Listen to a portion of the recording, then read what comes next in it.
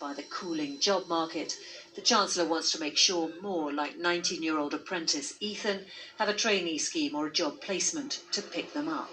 It's there waiting for me. I don't have to worry about finding a new job, what money's going to be like, income, and all them sort of things. But I know friends that have fortunately been laid off work completely, and then they've got nothing. There is some great availability at the moment. There's expected to be a shot in the arm for the housing market too, with the stamp duty threshold potentially raised to £500,000. When do you think it needs to happen? Straight away. I think the concern with delaying it is that it would suspend the market, and the market doesn't need another suspension. It needs to get on with it. So our view would be the sooner that it happened, tomorrow, hopefully, if it's announced, the better. The Independent Institute for Fiscal Studies says we're getting used to big spending. These are all substantial changes, things that we haven't seen in some considerable period of time, but clearly we might expect there to be more things in the statement tomorrow to support particularly the lockdown sectors, to provide more support and training for keeping people in work potentially past the end of the Corona Job Retention Scheme, the furlough scheme, which comes to an end in October. Labour are pressing the Chancellor to promise exactly that. But why is he persisting with this one-size-fits-all removal of the job retention scheme when this will inevitably lead to additional redundancies? Thank you. But this is a universal scheme. It is generous, it has been extended to October, and it is winding down in a gradual and temperate manner. So when the Chancellor walks out tomorrow, he might be bringing unprecedented levels of support for jobs. But even that can't cushion the country from the worst the autumn is likely to bring. Romilly Weeks, News at 10.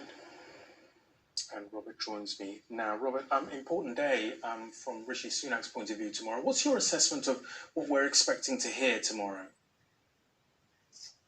Well, Reggie, as you know, the Chancellor is already channeling an unprecedented £100 billion odd to businesses to try and persuade them not to sack employees, and yet, day after day, we hear of thousands of layoffs by household name businesses. So the big thrust tomorrow will be to try and stimulate the economy, targeted VAT cuts for, say, the hospitality industry, this temporary waiver of stamp duty on property purchases up to £500,000, which actually many people think is a bit odd. It may boost consumer confidence, but there's already a big stimulus to the housing market from the Bank of England's creation of hundreds of billions of new money. So some will say that's not the best use of the Chancellor's funds. But most focus from people like me will be on the measures, such as the one that we just heard about from Romilly, to subsidise work creation from 18 to 24-year-olds. There'll be money channeled towards people who lose their jobs later in life, trying to help them retrain, find new careers. In the end, this is all about trying to reduce the scourge of mass unemployment. We know that job losses are going to rise. What's really important is they don't rise to the many millions that will prove incredibly difficult to get down over coming years and will ruin people's lives. We'll follow it closely with you. Robert, thank you very much indeed.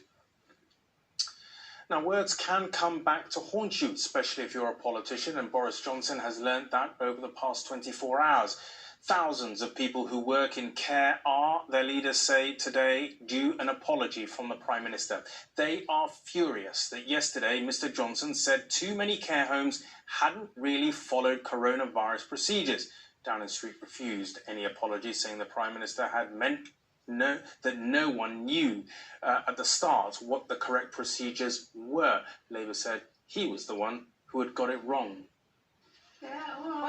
Just as care homes are beginning to find their feet, now it's the